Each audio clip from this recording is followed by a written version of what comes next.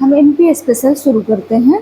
जो भी MP assistant professor की तैयारी कर रहा है या एमपी पीसीएस की तैयारी कर रहा है, जिसे भी एमपी स्पेशल पढ़ना है, मैं पूरे विश्वास के साथ कह सकती हूँ हम बहुत आराम से धीरे धीरे पढ़ेंगे, लेकिन जो भी पढ़ेंगे वो हम तैयार करते हुए चलेंगे। जैसे हम पहले पूरा कोशिश करेंगे एमपी को मैप के थ्रू जानना। कम से 2 से 3 दिन लगेगा, पूरा मैप के थ्रू हम एमपी को जान लेंगे कि एमपी में कौन सा डिस्ट्रिक्ट किधर है, कहाँ पे है, कौन सी डिस्ट्रिक्ट किस स्टेट से लगते हैं, उत्तर में कौन कौन सा डिस्ट्रिक्ट है जो उत्तर प्रदेश से लगता है, दक्षिण में कौन सा डिस्ट्रिक्ट है जो महाराष्ट्र और छत्तीसगढ़ से लगता है, पूर्व में कौन सा डिस्ट्रिक्ट है जो उत्तर प्रदेश और छत्तीसगढ़ दोनों से लगते हैं, और पश्चिम में कौन से डिस्ट्रिक्ट हैं जो गुजरात और राजस्थान से लगते हैं। ये सब हम जानते हुए पहले एक ओवरव्यू बना लेंगे एमपी के मैप के उसमें कि कौन कौन सा डिस्ट्रिक्ट है। ये चीज़ें हमें मैप के थ्रू ही याद हो पाएंगे, रटने पे नहीं याद, हम देखते चलेंगे कौन सा डिस्ट्रिक्ट कहाँ पे है और किस किस स्टेट से लगता है। इसके बाद हम ये देखेंगे, जब एमपी का एक मैप देख लेंगे उसके बाद हम वो सब देखते चलेंगे कि एमपी के उत्तर में कौन कौन सा है जो किस एरिया में आता है, वर्षा कितना होता है, यहाँ की जलवायु क्या है, यहाँ पे मिट्टी कौन सी है, यहाँ पे उत्पादन किस किस चीज़ का होता है। दक्षिण में कौन कौन सा डिस्ट्रिक्ट है जहाँ पे मिट्टी किस प्रकार की है, कौन सी चीज़ का उत्पादन होता है, किस फसल का, बारिश कितना सेंटीमीटर में होता है। वही सेम चीज़ हम पूर्व और पश्चिम के रूप में भी देखेंगे। हम पूरी कोशिश करेंगे कि मैप के रूप साथ आपको सब कुछ एकदम आप ध्यान से देखते चलें कि कितना अच्छा ये परीक्षा धाम की बुक है, बहुत अच्छी किताब है। मैं इसको देख के एकदम खुश हो गई कि इसमें हर चीज़ इतना अच्छे से मैप के थ्रू बताया गया। आप सिर्फ देखते चलें और समझते चलें, बस आपको ध्यान से, जैसे होता है कि आप रील स्क्रॉल करते हैं वैसे ही आप इस मैप को देखते चलेंगे। बस आप मतलब देखते चलना है, ध्यान थोड़ा सा कंसंट्रेट करना है, आपको याद होते चलेगा। ये पूरे विश्वास के साथ कह सकते हैं क्योंकि मैं खुद इसको पूरी तैयारी करने की इसमें हूँ, तो आप भी साथ में लगे रहें। जैसे हम ये भी देखेंगे कि इसके बाद जो एक ये आप देख रहे होंगे, यहाँ पे मैप में दिख रहा होगा कि ये जो कर्क रेखा है उसमें कौन कौन सा डिस्ट्रिक्ट है जो उससे गुजरता है। जैसे रतलाम है, उज्जैन है, सीहोर है, राजगढ़ है, रायसेन है, भोपाल, बिरसा, सागर, दमोह, कटनी, जबलपुर, अमरोहा, शहडोल, ये सारे डिस्ट्रिक्ट 13 से 14 डिस्ट्रिक्ट हैं जो कर्क रेखा पे हैं। इसी तरह से हम दूसरा देखेंगे, ये कर्क रेखा पे आप देख रहे होंगे यहाँ पे कर्क रेखा लिखा हुआ है, यहाँ पे एक्चुअली लिखा नहीं है लेकिन सिंबल जो बना हुआ है वो कर्क रेखा का ही है।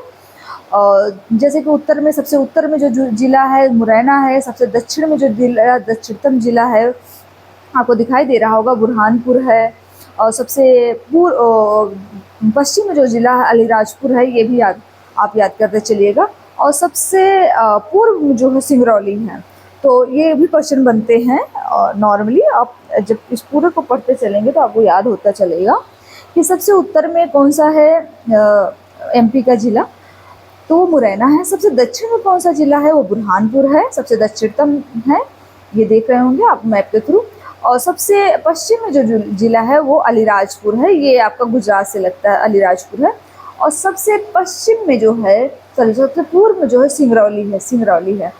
ये जो आपको दिख रहा है मानक समय रेखा है, जो भारत के समय रेखा है वो है 82 डिग्री और 48 मिनट्स पे इसका वो जाता है। इसी तरह से हम दूसरा ऐसे हर हम मैप के थ्रू ही समझते हैं। अभी आपको एक ओवरव्यू बताते चल रहे हैं कि क्या क्या हम पढ़ने वाले हैं इसमें, और कितना अच्छे से आप देख रहे होंगे। इतना अच्छे से मैप अगर कोशिश हो सके तो आप साथ में बनाने की भी कोशिश करिएगा, या जब क्लास ख़त्म हो जाएगा उसके बाद आप कम से कम एमपी के 2-4 मैप ज़रूर बनाइएगा। जैसे देखिए एमपी है, ये एमपी के इर्द गिर्द चारों तरफ कौन कौन से स्टेट हैं उसको भी कभी कभी पूछ लेता है, या ऐसे नॉर्मली आपको जानना चाहिए। जैसे आपको उत्तर में उत्तर प्रदेश है और राजस्थान, उत्तर पश्चिम में करके आपका राजस्थान है, और सबसे पश्चिम में जो है वो गुजरात है आपका, और दक्षिण में आपका महाराष्ट्र है, और पूरब और दक्षिण, पूरब और दक्षिण में करके आपका छत्तीसगढ़ है। 5 डिस्ट्रिक्ट हैं, 5 स्टेट हैं जो एमपी आपके अपना एमपी मध्य प्रदेश से 5 स्टेट हैं जो लगते हैं, जिसमें उत्तर प्रदेश उत्तर में है, राजस्थान है, गुजरात है, महाराष्ट्र है, छत्तीसगढ़ है। एक ऐसे ओवरव्यू आप ऐसे देखते चलें, सिर्फ मैप के थ्रू हम सब कुछ तैयार करते देखते चलेंगे, उसके बाद हम टॉपिक पढ़ते चलेंगे। जैसे एक बार अगर आप मैप से समझ लेंगे हर चीज़, तो पढ़ने में आपको मज़ा आएगा। जब तक आप एमपी को जान नहीं पाएंगे है कहाँ इंडिया में, कहाँ पे एग्जिस्ट करता है ये, इसके इर्द गिर्द कौन सा है, यहाँ पे बारिश का क्या है, यहाँ पे उत्पादन किस चीज़ का होता है, ये सब चीज़ें आपको जाननी पड़ेंगी, समझनी पड़ेंगी। तो इसके लिए सबसे सबसे आसान और सबसे अच्छा होता है मैप को समझना और जानना।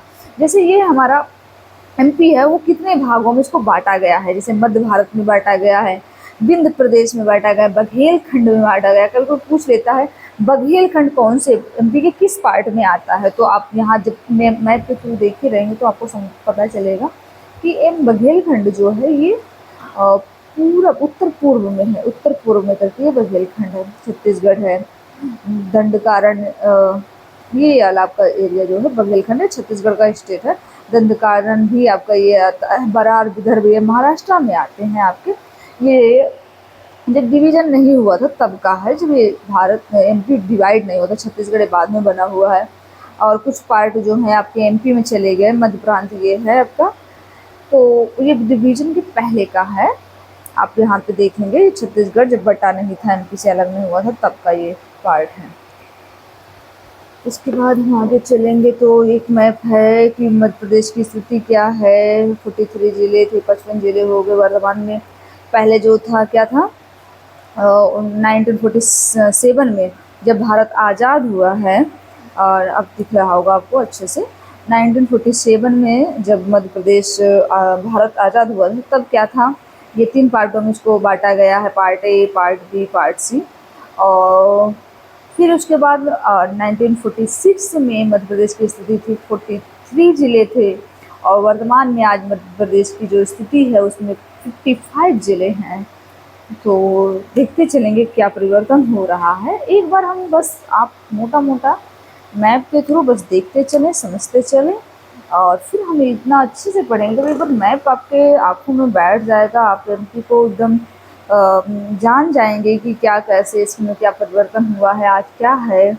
और तो आपको समझने में इसके विषय में, इसका भूगोल, इसका इतिहास, इसका ज्योग्राफी तो हम मैप के थ्रू ही लगभग समझ लेंगे मोटा मोटा, और इसका एनवायरनमेंट सब कुछ आपको समझने में आसानी होगी। जिलों का गठन कैसे कैसे हुआ, कौन कब कैसे बटा। अभी वर्तमान में 2-3 जिले बने हुए हैं, जिसमें मैहर से सतना जो है मैहर से अलग हुआ है, पंडुरना अलग हुआ है, आपका छिंदवाड़ा से अलग हुआ है, ऐसे एक डिस्ट्रिक्ट और हैं। ये सब हम जानते चलेंगे कैसे 55 डिस्ट्रिक्ट बने हैं एमपी के। ये सारे कुछ हम मैप के थ्रू आप देखते चल रहे होंगे कैसे कैसे इनका विभाजन हुआ है। और अविभाजित जब एमपी अविभाजित था तो कैसे, वही जो आपको हम दिखाए थे, ये छत्तीसगढ़ बन जाता है, वो वाला पार्ट। कुछ महाराष्ट्र का भी एरिया था जो एमपी में आता था, विदर्भ और करके हैं, बिहार, उड़ीसा, आंध्र प्रदेश यहाँ से मिलते थे, लेकिन अब छत्तीसगढ़ अलग होने के बाद से ये नहीं लगते हैं। मध्य प्रदेश के संभाग अगर आप देखेंगे तो इसमें इधर आपका चंबल नदी है, ग्वालियर है, ये उज्जैन है, इंदौर है, नर्मदापुरम है, जबलपुर है, शहडोल है, रीवा है। ऐसे हम देखते चलेंगे सारे। एक बार हमारा पूरा कोशिश है कि आपको मैप के थ्रू पूरा एमपी का टूर करा दें, आप पूरा एमपी समझ लें कि कहाँ पे कौन सी चीज़ें हैं, सब मोटे मोटे आपको पता होना चाहिए। मध्य भारत का पठार है, ये आपका मध्य भारत का पठार है। मालवा का पठार है, जिसको फाइयान जो आया था वो सबसे सबसे बेस्ट जलवायु मानता है, भारत का सबसे बेस्ट जलवायु इस प्रदेश को किस एरिया को मानता है, तो मालवा का एरिया जो है 28 है, एमपी का 28% है। नर्मदा घाटी 26% है। सतपुड़ा मैकाल श्रेणी जो है 11% है। बघेलखंड पठार जो है 7% है। ये परसेंट के हिसाब से पूछता है कि कौन सा एरिया एमपी में ज़्यादा है, तो इसमें कभी लगाने के क्रम में आ सकता है। रीवा पन्ना का पठार 10%, ऑलमोस्ट 10% है। बुंदेलखंड आपका 7.7% है। आपको यहाँ पे परसेंट तो ध्यान देना मोटा मोटा कि सबसे ज़्यादा अगर देखा जाए तो आपका मालवा है, फिर नर्मदा है, मालवा नर्मदा, फिर उसके बाद आपका सतपुड़ा मैकाल रेंज आएगा, फिर आपका रीवा पन्ना आएगा और मध्य भारत का पठार। ये दोनों लगभग ऑलमोस्ट इक्वल हैं, लेकिन मध्य भारत का पठार उससे ज़्यादा है। फिर रीवा पन्ना का, फिर बुंदेलखंड आएगा आपका, बुंदेलखंड बघेलखंड आएगा, बघेलखंड सबसे छोटे एरिया में आएगा। इसके साथ साथ आपको ये भी याद रखना होगा कि मालवा का एरिया किस उसमें आता है। ये आपका दक्षिण उत्तर में आए, सॉरी पश्चिम, उत्तर पश्चिम में आएगा।